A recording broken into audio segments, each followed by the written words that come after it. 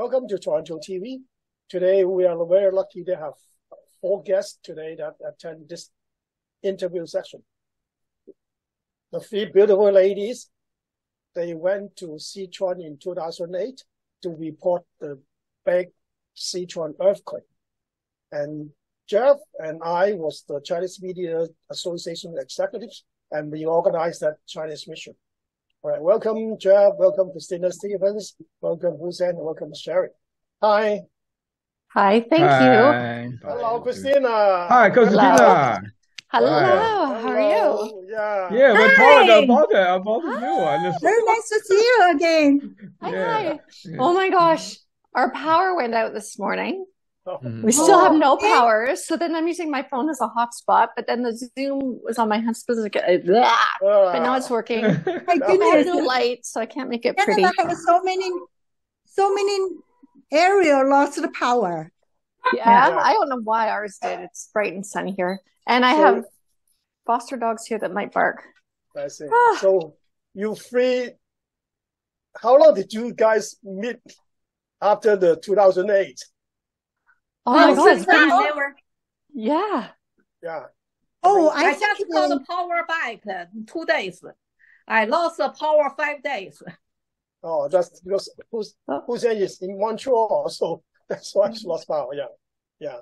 I think after the China mission, right? You guys did not meet each other. I think at an event that you had. Yeah. Yeah, I There have was a an once. event later. Yeah. I have a once, right? Yeah. 20 Yeah. now. Oh, you look good. You all look good. Wow. How about me? Krishna, you look good. Yes, you look good, of course. Oh dear, it's been a long time. It is. Yeah. Yeah. So I hope my dogs don't bark. Okay. Yeah. Since you 3 in the China mission, right? Can you each one get some update from you guys? I mean, yeah. Let's start with Christina. So I know you moved to Vancouver now, right? Yeah, well, Vancouver Island. Victoria. Yeah. Okay. So it's nice, just not working so hard, not so much craziness. Now we are all different area. Yeah, it is just I'm in it's state, Ohio. Are you? Yes. Oh, really? Why Ohio? You moved here 12 years now. Yeah. Since my husband changed job. Oh, okay. Do you like it? Yes. Good. People, it's not like Canadian people, but the weather is much better than Toronto. Most places are. But I hear it's nice in Toronto today.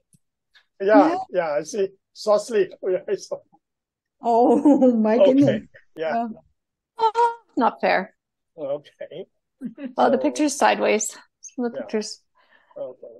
I think, Christina, you meet Jeff. Jeff is our vice president of the Chinese Media Association at that time. Yeah. So right now, Jeff, me, and Hussein still in the Chinese media business. Great. Yeah. Good. Christina, right, the team, including you 3 and also Finn Burnett. Do you treasure the cooperation spirit or the team spirit at that time? Absolutely. It was so natural and seamless. We all met, and from that very moment, I think we did work as a team. It was just everyone was on board with the same mission and the same goals, and I think the same ideals. So it was a perfect team. Okay. So helping each other, right? So absolutely. Especially Sherry. Yeah. Sherry just leaped in and basically, she acted as a fixer and helped all of us out with everything we needed and coordinated so much. There's no way we would have been able to cover half as many stories without Sherry there. Yes. Thanks for the opportunity. Sherry mentioned that when you interview those kids, how to ask the questions, how to avoid their sadness, they lost their relatives, and then, and let the kids tell their direct feelings. So they also say you are real professional of the professionals. Honestly, I think it's just being genuine and showing that you care, and you do care. I mean, I don't think, fortunately, none of us can imagine going through what they went through. So it's just trying to get some understanding. And I think anyone will share their story if they know somebody is genuine and wants to know and cares about what they're going through, right? Christina, can you tell us, like, you were in the 2008 China mission. Can you tell us about your feeling joining this mission? First of all, it's hard to believe it was so long ago. And, I did look over a couple of my blog, a couple of things I'd written just before this. But even without looking at those, the things that stood out to me were, of course, the great tragedy and just the scope of what happened, but also the resilience of people we spoke with and how much they actually welcomed us there. I thought that they would not want us there. But the fact that people had come from Canada, people in Canada cared about what was happening to them. People in Canada wanted to see that they're okay. I think that went a long way.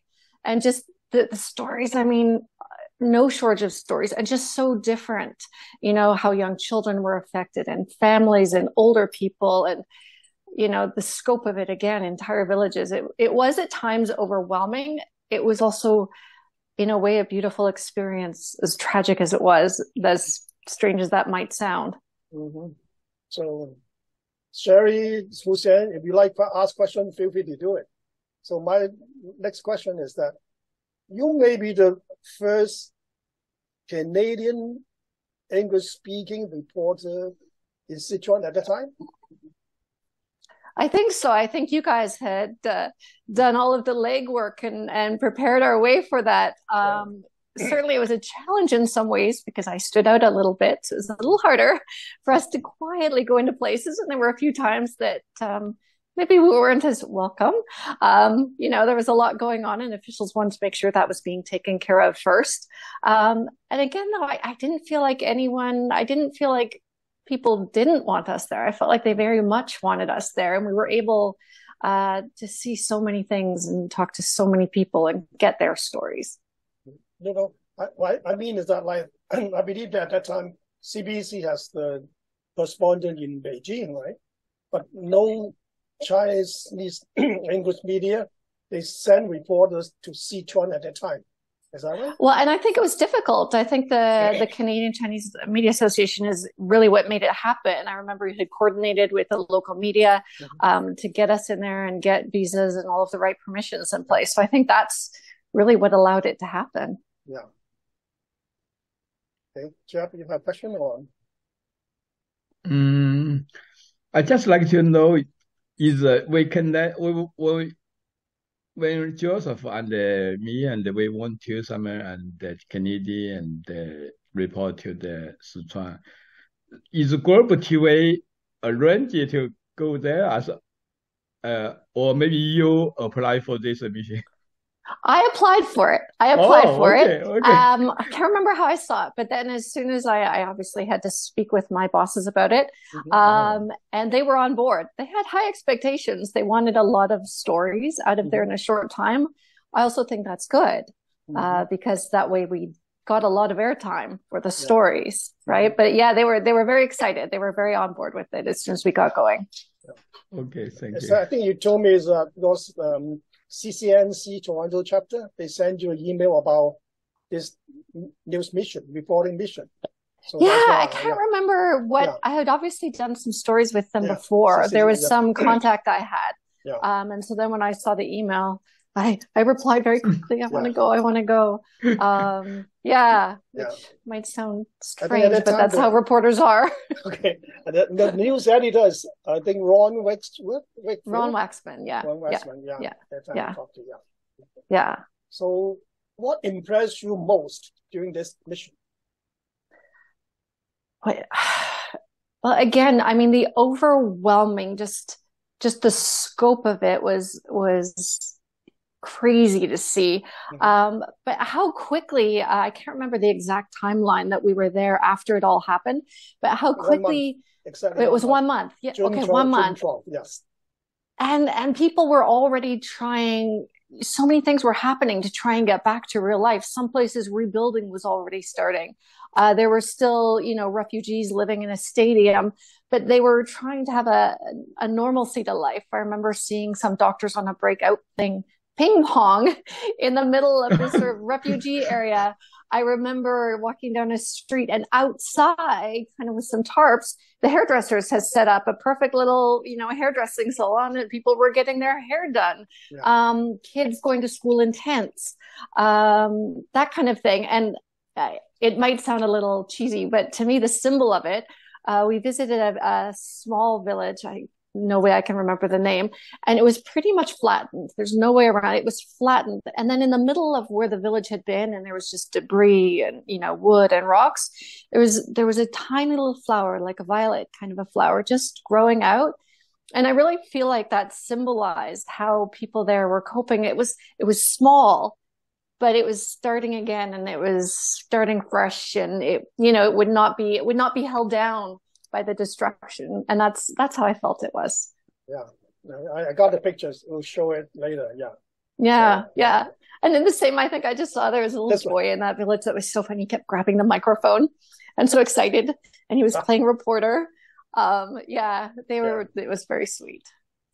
When you see the disaster, people like losing their relatives. Yeah. Did you hold your tears, or do you feel impressed? Or yes, you have to have a certain amount of objectivity, and you can't feel everything, otherwise you couldn't cope.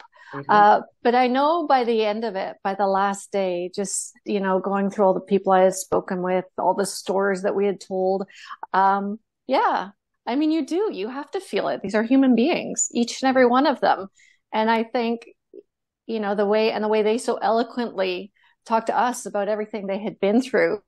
Yeah, at the end, there were definitely some tears. And even looking back, some of the stories, entire villages lost, entire families, a little child growing up. And I can't even imagine every single relative just gone, right? But again, going back to my theme, a bit of hope. I don't know if you guys remember in the hospital, the baby. We interviewed a mom and dad, and they just had their baby just like right after the earthquake. And I can't even begin to imagine the stress of all of that. And they named her the English translation was Earthquake Sunshine. Yes. So basically saying that after the earthquake, right? After the earthquake and everything they've been through, here was this baby, and that was their sunshine, and that represented the future to them. So there were, good times, bad times. A beautiful moment, actually, was we came across a village that was destroyed. These people had nothing. And which one of you were starting to interview this older woman, and you ran out and gave her all the food. It was very sweet. I think it was Hushan, wasn't it you? Hushan, you ran out and gave her. Yeah. We were trying to interview her about how horrible it is, and we had all of our snack food in the trunk. So she's like, "Wait a minute," and just went and handed it all to her, which was a beautiful moment. Yeah, that was Jay. Yeah. Mm-hmm. So, Christina, is this the first time you were in China at that time? No, actually, I had spent quite a bit of time in Hong Kong, which technically wasn't, still British then, and Shenzhen, just outside of Hong Kong. Mm-hmm. But this area, I really felt like Sichuan. It's beautiful, just geographically beautiful, and the city felt actually very similar to the west coast of Canada. The capital felt very similar to Vancouver, and just the people. There was, we met some local sort of what would you say, more like native people within the hills, and it was just a great variety of people we met, and it was beautiful. I would love to go back to Sichuan. I would love to. Be amazing to see it now, right? All the change. Wouldn't it be incredible to see? And if things have been built for those villages were just gone, it would be crazy to see. Because I'm sure it's, Hussein go back to in 2018, the 10th anniversary. Yeah, and yes, and I report. I also mentioned that 10 years ago we went together. And Terry, they made a big magazine, big like that, including our articles, including your picture and. Christina has it. The book. The book. It's fantastic. It's huge. Yeah. Okay, you have 5 years ago, I gave to the local. They will keep in the museum. Oh, wow. That's amazing. So one of you has to stop by and translate the whole thing for me. That's a challenge. Yeah. Yeah. So, I think when you are available, I think we can organize another where we can together 20 go years to the Sichuan. anniversary. Yes, 20 that's right. 20. Okay. That's right. Okay. I think I will try to go 5 years later. Yeah. So, Sichuan spicy food, famous for spicy food and also scenery. Do you for that 10 days mission, do you find the food, living environment is okay or just because after the disaster, so it would be too rough or too uncomfortable? No, it was fine. I mean, because the main city was fairly untouched, and we stayed and we used it as a base and went out all different directions from there. Yeah, so I loved the food. It was amazing. But Dame told me he didn't eat it that much because he's afraid that you get. He was afraid he'd get sick. Yeah. Maybe. I know he had lunch though, I remember, in a little village out on the side by the road that was phenomenal. And I don't even remember where it was. It was just, yeah. So for you're okay for the whole trip, and then you just do your job, right? Yeah. Yeah, it was more a lack of sleep because we had quite a crazy schedule. I mean, so early in the morning every day, going all day. And then, I was doing some writing at night so I wouldn't forget things. And it was very, very, very exhausting, but completely worth it. And, and you feel like you can't complain about something like that. I mean, big deal. I had a place to go home to sleep to. So really, it's compared, cruise, I mean, right? but it's not at all. I mean, it's not at all a hardship. And especially when you're looking at people have lost their homes and they have nothing to ever go back to, let alone. So, if yours is sleep, but we'll all get over that, right? It's not a big deal at all. Okay. So 10 days mission, and then after that, you still have to do editing, voiceover for I know that you run 5 pieces on 6 o'clock news, something like that. Is that right? Yeah, the whole following week we ran a story each day with a live bit at the desk, and we posted on our website, blog articles, and that kind of thing. Yeah. So I think it was good. I remember actually getting quite a bit of feedback, and one of the interesting stories, a gentleman, he had been trapped and lost for so long, and everyone had thought that he'd been killed. I don't know if you remember interviewing him. And then he recovered and he got on the phone with his son, who was actually in Toronto. So I also remember after, so we did all those stories that week. And then a while later, when he came to Canada, their reunion, we got to see the two of them see each other again, which was also a very, very amazing story and something good to come from all of that. Yeah, that's true. If there is an opportunity, we can go again in the 20 years anniversary. I think Christina and Sean, we will very, very cheerful for that. Oh, I'm going. Yeah. I will join. I'm going. I'll go. I go. So I had been to China, but to see.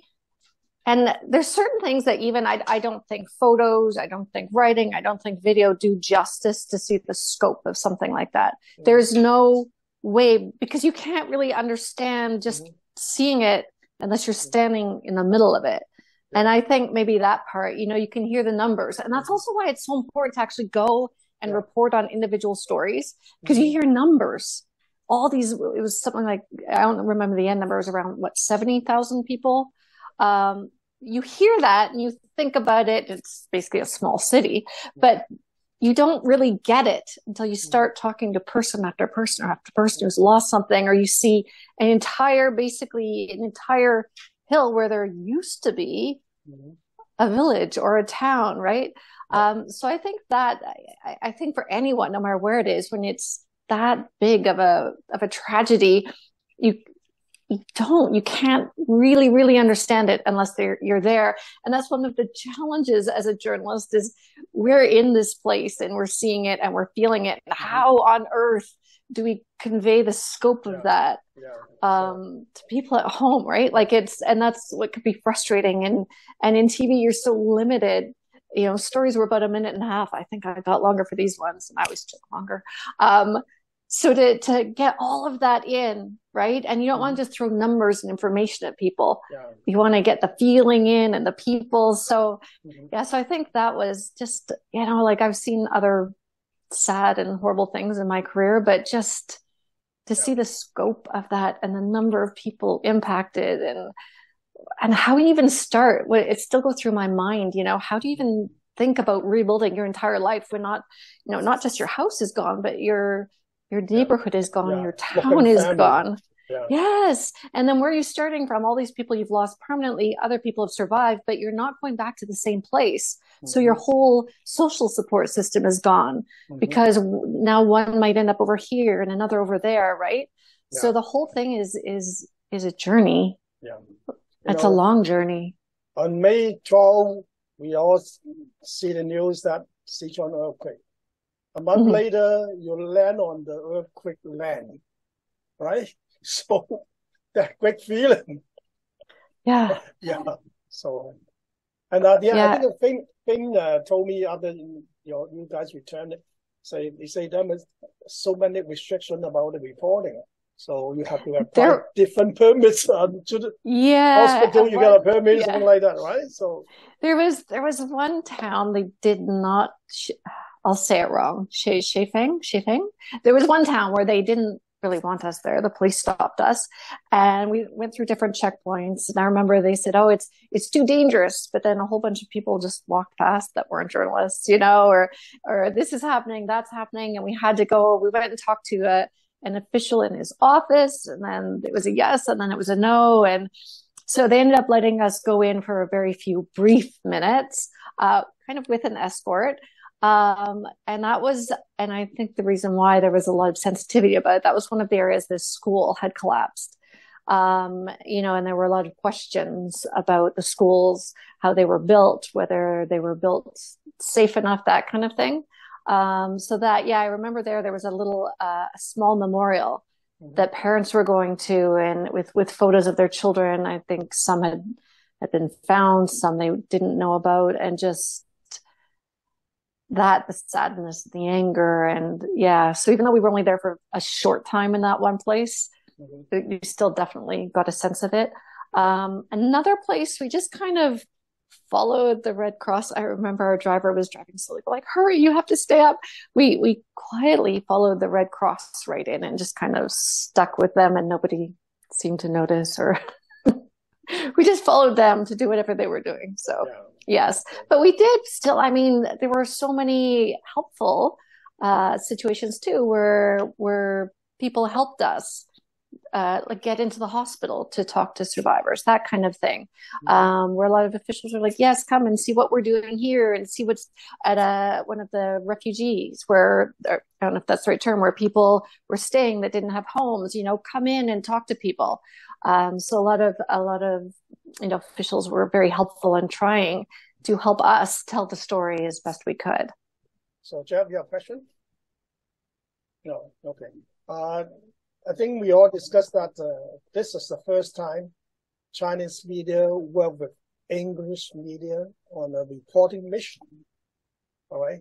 So when we look at the chapter back, it looks like it's the first time. And after that 15 years, we still didn't find another similar mission operations. So how you see the Chinese media, English media cooperations? It was so good, and it was such a good idea. Whoever's idea it first was, what a fantastic idea. Look at all of the sort of different approaches you could have in different places then for these stories to be told, right? Like a much wider audience within, Chinese speakers and English speakers. And so I honestly was such I wish whoever's idea was like amazing idea. And it is kind of incredible that, yeah, I don't know why you don't see more of that. You should, right? Like, I don't know why there hasn't been more or there wouldn't be more. I think organize more. Yes. Like it's perfect. Yeah. Right? Like there's no downside to it that I could see. And I think that, and I think I learned so much too from my fellow journalists and just, approaching and culturally and just helping, on the ground and just like it wouldn't have been the same if it just an English speaking journalist, even with a fixer or whatever, had just landed there and tried to do the same stories. It wouldn't have been the same at all. So it's not he say, she say, it's you say, because you're the one that was there. Yeah. But it was we say. We say, yeah. We were there. We say. Okay. All right. I think I would like to take this opportunity to thank Christina. Yeah. When we went to down the Qingcheng Mountain, right? Yes. Just behind the South Bridge. And I suddenly saw the words Nanqiao South Bridge. Then I was crying, and you just took those video and just like you interview me and say something. That was a very emotional time. Oh, thank you. I just remember it meant so much. Was it your what was my father's words? Yeah, it was your father's. Yes, I remember it meant so much, and it was beautiful. Yeah. Thank you.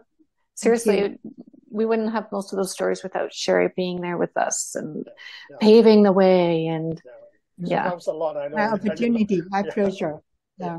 Very grateful for this. Yeah.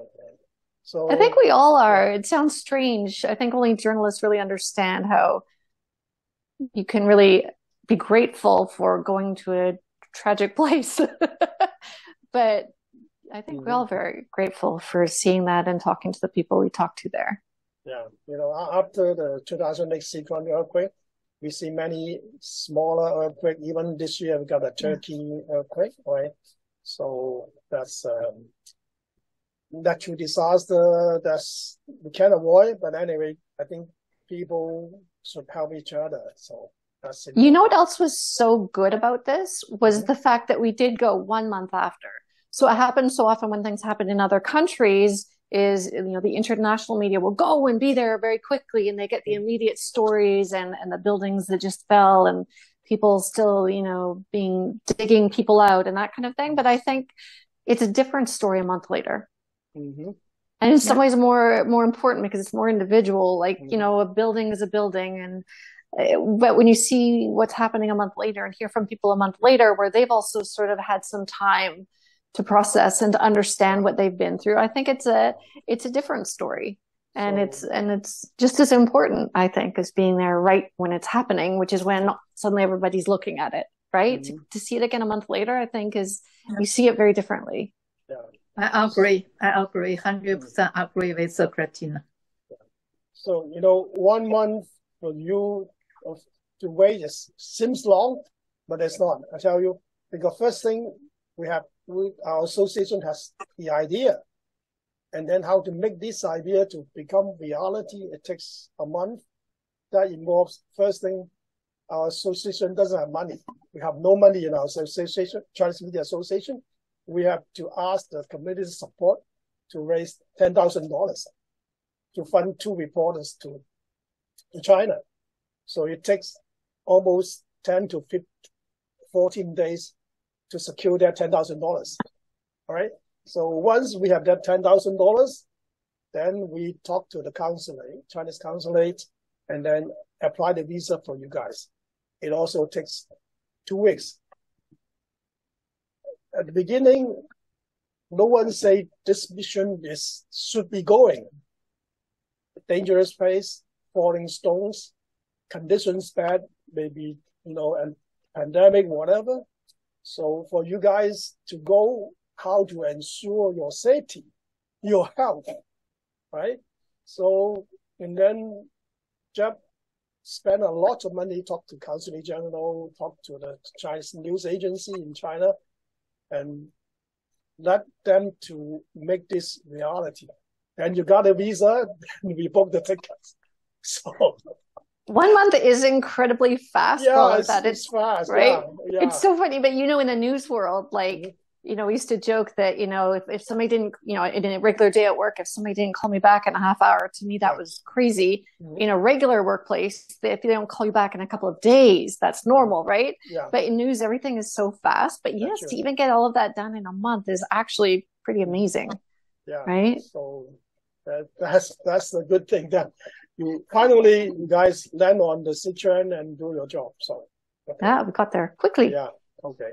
So and last that I want to join you. I'm already there. Okay.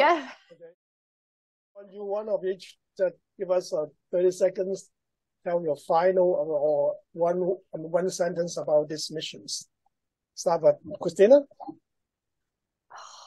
I think that in something like that, you feel a great deal of pressure to tell. I think, like I said a bit earlier, you feel pressure to tell these people's stories well, because they've put their trust in you and they've spoken to you and they've been through so much and they're taking time out of their day to speak with you. But I hope we did that. And I hope by telling their stories, there was more awareness, that more help came.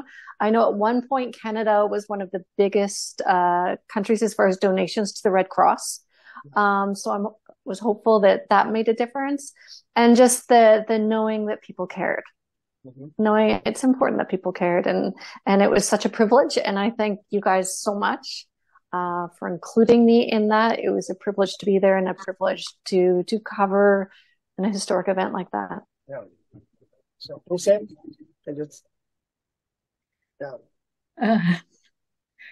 as a journalist, you always have some very important event or, in your mind. Like one of it is 2008. You gave me this chance to go back to my motherland, and at this special moment, my people are suffering over there.